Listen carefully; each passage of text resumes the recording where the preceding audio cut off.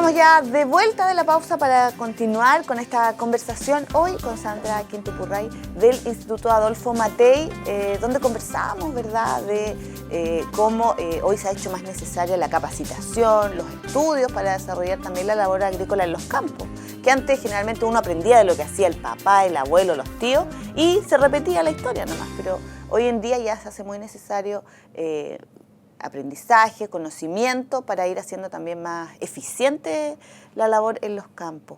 Sandra, una tarea muy interesante para mí, espero también para la gente que nos ve, que realizas tú ahí en el instituto, es estar a cargo de un área que se llama lombricultura. Sí, bueno, yo como coordinadora de los centros de práctica también tengo que ver todos los centros donde se hacen práctica, entonces y de las unidades didácticas. Si bien es cierto, la lombricultura es parte de la unidad didáctica, en el fondo es una de las que eventualmente me ha generado mucho más alegría el trabajar en ella, porque en el fondo te das cuenta de que las lombrices son seres maravillosos que transforman cosas que nosotros tenemos de desecho en algo muy útil. Entonces es interesante, es muy bueno conocerlo, es interesante saber en el fondo cómo se tienen que alimentar, qué es lo que consumen, cuánto tiempo demoran, conocer parte de la biología en el fondo de este tipo de animales, pues son animales. Bastante interesante, fíjate. Y además que era parte de mis actividades que yo hacía como profesora de práctica. Ah, ya, muy bien. Bueno, para que le expliquemos un poco a la gente que nos está viendo, en el fondo todos los desechos orgánicos que nosotros tenemos, ¿cierto? No sé, cáscara de papa, cáscara de fruta, cáscara de verdura, se pueden utilizar para que las lombrices las transformen en abono. Claro, o sea, en el fondo todo lo que es restos orgánicos y no obstante todo lo que es vegetales, también animales. Ya. Hay que ¿también? recordar, claro, lo que pasa es que las lombrices son usadas como biofiltro y de hecho en las plantas faenadoras de animales en el fondo lo que ellos usan como riles, todo el agua con sangre y todos los restos en el fondo generalmente van a un lugar de decantación donde están con lombrices. Las lombrices se encargan en el fondo de transformar todo ese desecho que no debe ir a los cursos de agua en algo útil. Entonces también consumen mucho de ese tipo de desechos. Pero lo ideal para nosotros, y generalmente nosotros en las casas tenemos muchos desechos orgánicos, es utilizar eso. Ahora, ellas consumen todo, salvo ciertos elementos que son un poco complicados de digerir. Por ejemplo, a ella no le gusta mucho la aserrín, la celulosa no le gusta mucho. Entonces, por lo tanto, como alimento no es muy útil. Además que nosotros, por ejemplo, la lombriz que usamos es la Eisenia foetida, que es la lombriz roja californiana, que es una lombriz que le gusta un poco más comer desechos y comer bostas. Entonces las bostas, todos los excrementos de los animales le sirven mucho a ella. Mira. Y ella se fascina en comer. Les Entonces, encanta. Pero es súper bueno también, porque uno dice, ¿qué se hace con los desechos ahí de las vaquitas, de los animales en el campo? Claro. También se les puede dar una utilidad. Exactamente. Bueno, nosotros partimos igual dándole un valor agregado a los desechos de la ternerera. Todos nuestros insumos, que es el alimento para el lombriz, son todos los desechos de la ternerera.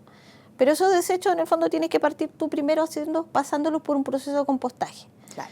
Primero tiene que compostarse, en el fondo tienen que romperse las células vegetales para que después la lombriz pueda comérsela. Porque las lombrices no tienen dientes, no tienen mandíbulas, no trituran, entonces ellas succionan. Entonces para poder consumir ese alimento ella tiene que pasar por un proceso de descomposición, donde sea más fácil para succionarlo. Entonces, no es un proceso, o sea, no es algo que sea de un día para otro. No, si bien es cierto la cosecha, nosotros sacamos una cosecha al año. Entonces, al término del año tenemos una cosecha nueva. Pero es porque el alimento para ellas necesita pasar por un proceso de degradación. Y ese proceso, en el fondo, nosotros nos ayudamos de la naturaleza. Acuérdate que cuando hay cosas verdes, en el fondo empieza a fermentar, genera aumento de temperatura y eso todos le ayudan a que en 3 meses o 6 meses ya nuestro alimento esté útil para que ella lo pueda consumir. Ah, mira, qué entretenido. Yo he podido ver también casos de gente que se dedica como actividad productiva a la lombricultura. Entonces, la verdad es que también podría eventualmente ser una alternativa. Sí, es una alternativa. Además que tú piensas que partes de desechos, partes de cosas que la gente elimina, que nosotros votamos. todo lo que nosotros botamos y que sea en el fondo vegetal y del área biológica, ellas las pueden descomponer. Entonces, además, ellas pasan a ser recicladoras de nuestros desechos. Exactamente. Y en lo que se obtiene, tú me decías que se denomina humus. Humus, sí. ¿Ya? El humus, en el fondo, es básicamente el excremento de la lombriz. Ellas, por su tracto digestivo, pasan lo vegetal y en el fondo le agregan un montón de elementos químicos y nos genera en el fondo es una tierra negra, es una tierra de color negro que tiene muchas propiedades, sobre todo desde el punto de vista químico, tiene muchos elementos químicos que son útiles para la planta. Y esos elementos, en el fondo, tú no necesitas agregar sustancias químicas adicionales, solamente con esta tierra, que es una tierra de color negrito, que en el fondo es bastante porosa, te puede servir para cultivar. Ahora, generalmente los ensayos que nosotros hemos hecho es que ha funcionado bien usándolo en partes iguales, una parte de tierra mezclada con tierra de hoja para que sea un poco más porosa y humus, y ha funcionado bien. Incluso hasta 1/3 de humus y el resto de tierra ha funcionado bien. Incluso solo también puede funcionar. No es un elemento que quema la planta. Originalmente hay muchas personas que tienen la idea de que el humus quema plantas. Yo he cultivado plantas solo con humus como sustrato y no hay problema. Y, por ejemplo, ¿podría servir como abono para la huerta? Para todo lo que tenemos. Ya. Para una planta de interior, como para el césped, para la huerta, para todo lo que tengamos en el fondo alguna planta sobre ello, algún resto vegetal que pueda crecer, es un muy buen sustrato. Lo único que sí que hay que incorporarlo. Claro. El humus no te sirve dejado al sol, en el fondo. Ahí tiende a perder un poco de propiedades. Hay que incorporarlo al suelo y con las raíces, en el fondo, son las que se encargan de extraer los nutrientes que este abono orgánico tiene. Bueno, me parece súper interesante, sobre todo que hoy en día está tan en boga y tan de moda la producción orgánica, ¿verdad? Donde el objetivo es, ojalá, no usar fertilizantes químicos, ¿verdad? Y esta podría ser una muy buena base para esa producción. O sea, de hecho, es una muy buena alternativa. Porque en el fondo el humus tiende a ser un fertilizante mucho más completo, pensando en un compost, por ejemplo, que el compost es la descomposición de esta materia orgánica, pero sin trabajo de lombriz. El humus tiene mucho más elementos nutritivos que pudieran aportar, y de hecho la mayoría de los productores orgánicos están trabajando con humus, salvo algunos otros fertilizantes que igual están catalogados como productos orgánicos. ¿Y ustedes, con la producción que tienen ahí en el instituto, qué hacen? Bueno, ¿la utilizan, me imagino, en las mismas plantaciones? Claro, hay parte de lo que nosotros producimos en humus que en el fondo lo ocupamos en algún centro didáctico, por ejemplo, la horticultura, en el invernadero, los sustratos y las camas son todos con humus. Además vendemos humus, o sea, generalmente ya hay varios clientes ya cautivos que siempre nos están solicitando y nos encargamos de vender humus. ¿Tienen algún número de producción que hagan, no sé, al año o semestral? Sí, mira, bueno, nosotros, lo que pasa es que cada año nosotros vamos en aumento. Eventualmente nosotros partimos de una lombricultura que era bastante pequeña y que en algún momento las personas que estaban ahí se fueron. Y después ya se empezó a deteriorar, se empezaron a llenar de muchas malezas que para nosotros no nos servían si queríamos cosechar. En el fondo nos hemos trasladado a un lugar que cada vez vamos ampliando más. Si bien es cierto, nosotros tenemos mucho alimento, pero tenemos que ir tratando de reproducir las lombrices para que logremos, en el fondo, que todos los lechos ellas pudieran trabajar y poder descomponernos todo lo que tenemos. Entonces, cada año es como, ponte tú, no sé, por el primer año sacamos como 55, 56 sacos de 50 kilos, ponte tú, y cada año vamos aumentando porque cada año se va reproduciendo más, vamos haciendo más lechos. Entonces, como mientras nosotros tengamos alimento, y eso es importante porque generalmente las lombrices son muy voraces, y mientras nosotros tengamos alimento, eventualmente nosotros podemos ir creciendo. ¿Hay personas, agricultores, por ejemplo, o pequeños productores que estén replicando esta técnica? Mira, nosotros tenemos muchas consultas. De hecho, por ejemplo, siempre tengo consultas de si nosotros vendemos núcleo. porque hay muchos que están trabajando tanto para, sobre todo los hortaliceros, que tienen muchos restos vegetales y que eventualmente que necesitan producir. E incluso ahora en algún momento se agregaron algunos que querían producir huevos orgánicos. Huevos orgánicos. Huevos orgánicos. Eso significa que la gallina se alimenta de lombrices. Lombrices. Sí, sí. De hecho ahí yo, por ejemplo, habían proyectos, creo que habían 2 proyectos de los programas de desarrollo, del desarrollo territorial indígena, estos programas con INDAP, que en el fondo tenían la producción de huevos orgánicos y querían alimentarlos, pero por suerte no ha funcionado, porque para mí era... Se iba a poner un poco escasa la sí, no, y para mí era terrible eso. Claro, o sea, me iban a comer la fuente de producción. O sea, para mí es más importante, en el fondo, la producción de humus que el generar alimento para aves.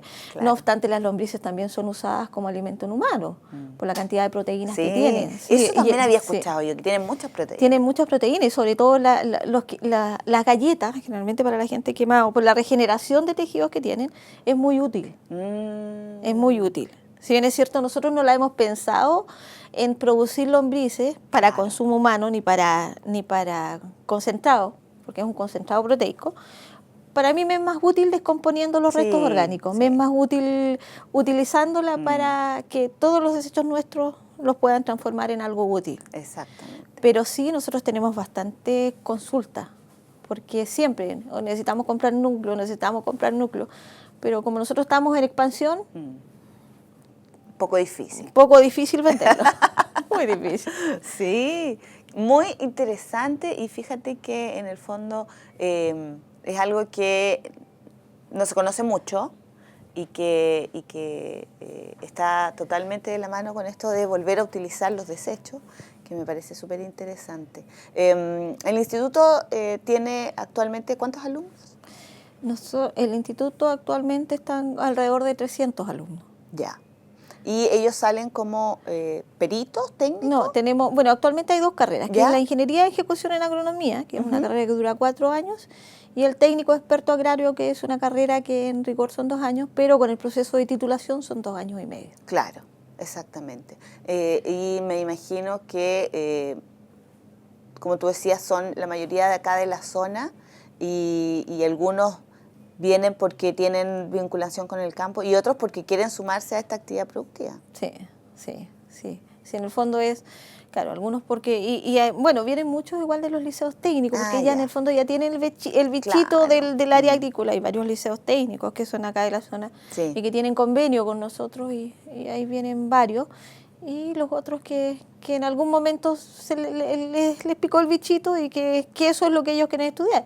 Y básicamente algunos incluso que más que nada están orientados hacia el área vegetal.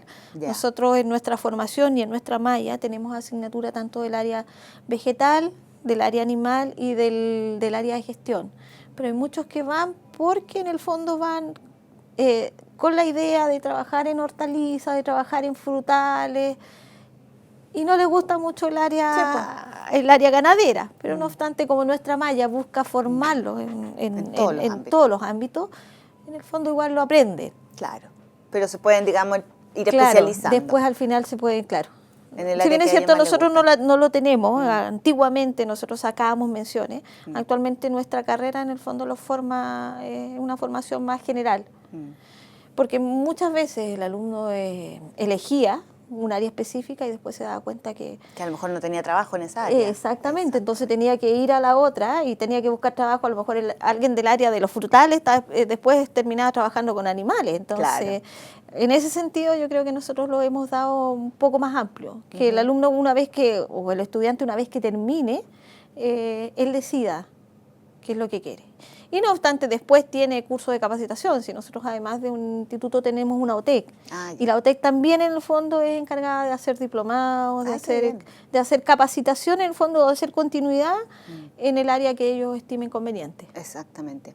Me imagino que evidentemente es un área en la que constantemente se está innovando, el área agropecuaria en general, y así como tú dices que ofrecen estas capacitaciones constantemente, me imagino como instituto igual están muy al tanto de las necesidades del mercado en este ámbito, en el mercado laboral me refiero.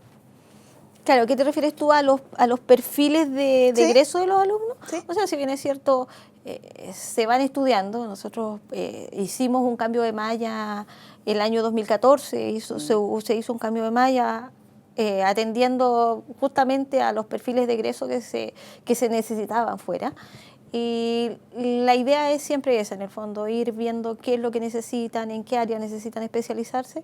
Y como te comentaba anteriormente, muchos de nuestros profesores están insertos laboralmente afuera, o sea, la gran mayoría, de hecho, son muy pocos los que no trabajan en el área agrícola y no están vinculados al mundo agrícola. Claro. Entonces, ellos básicamente son los que más aportan dentro de la institución para decir en qué áreas se tienen que especializar y para ir cambiando, ir mejorando, por ejemplo, los contenidos de las asignaturas. Claro. Porque hay muchos temas que a lo mejor ya están obsoletos. Exactamente. Y ellos son los que mejores saben. Entonces ellos saben que a lo mejor lo que nosotros estamos pasando afuera ya no se usa, entonces ahí generalmente se están haciendo adecuaciones de programas y mallas. Exactamente. Y existe, digamos, esta vinculación permanente. Claro. Como instituto están acreditados. Sí, desde en el fondo estamos acreditados desde el año 2014, tenemos 5 años de acreditación, no obstante, anteriormente nos habían acreditado por 2 años y eso, por ejemplo, te da ya o a nosotros nos da un respaldo de que no estamos haciendo mal las cosas, de que en el fondo hay cosas que se están haciendo bien y de hecho de ahí es el premio de los años de acreditación. Sí, 5 años es harto.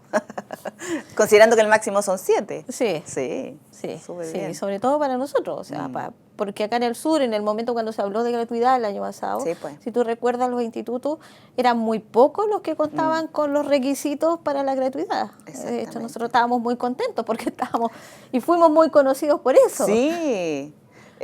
Bueno, ojalá que se pueda concretar eso en algún momento. Todavía la reforma está ahí andando. Sí, pero no obstante, en el fondo, si bien es cierto, no dieron gratuidad, aumentaron el número de cupos para becas y aumentaron el monto de becas. ¡Ay, qué bueno! Entonces eso hizo que los chicos, si bien es cierto, no tuvieron gratuidad, en el fondo pudieron acceder a una beca que era la Nuevo Milenio, creo, 3.0, que en el fondo le aumentó el monto del valor que el Estado les pagaba. Entonces ya la brecha entre el arancel que nosotros cobramos y lo que recibían con la beca es muy poca. Y si bien es cierto, como instituto también hay becas internas que en el fondo pueden ayudar a que ese delta o ese poco la diferencia que les quedaba, en el fondo el instituto lo absorbe. Qué bueno. Qué bueno. Muchas gracias, Sandra, por haber aceptado la invitación. Muy interesante, por supuesto, conocer más de un tema que es tan importante para nuestra zona como es la agricultura y todas las labores que se realizan en torno a esta actividad que genera mucho empleo. Y yo creo que eso es muy importante y ustedes aportan con la formación que es fundamental también. Claro, y gracias a ustedes por habernos permitido hablar un poco de nuestro instituto, que nosotros ya estamos mucho tiempo acá, pero decirles además que todavía nos mantenemos vigentes y todavía podemos hacer cosas con la comunidad. No, y que están innovando también, que en el fondo eso es lo que permite seguir vigente, claro. ¿Cierto? Muchas gracias, Sandra, por tu tiempo. Agradecemos, como siempre, a ustedes la compañía. Esperamos que haya sido también de interés esta conversación y por lo menos yo me voy muy, muy entusiasmada con el tema de la lombricultura. Así que muchas gracias, Sandra. Que estén muy bien en sus casas y, por supuesto, nos encontramos en otra edición de nuestro programa Entre Nos. Que estén muy bien.